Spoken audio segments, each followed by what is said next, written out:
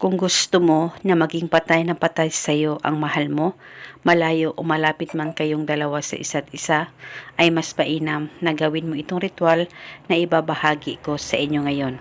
Ito ay napakasimple at napakadali pong gawin at ito ay napaka-epektibo upang maging patay na patay sa iyo ang mahal mo.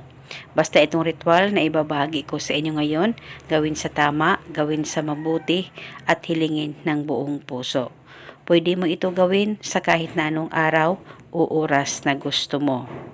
Ang gagawin mo lamang, kumuha ka ng papel at panulat at isulat sa papel ang kanyang tunay na pangalan at apelido ng 5 beses.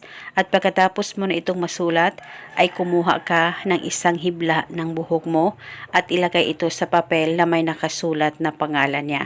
At maglagay ka rin ng kalahating kutsarang asin.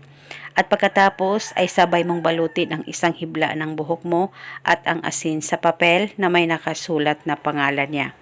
At pagkatapos ay ilagay itong ritual sa ziploc o plastic at dalhin ito kahit saan ka man magpunta.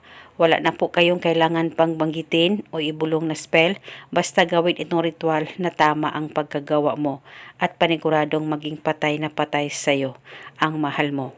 Dalhin o itago itong ritual hanggang kailan mo gusto. Isa itong gabay para mas lalong mamahalin ka ng partner mo kahit gaano pa kayo kalayo sa isa't isa.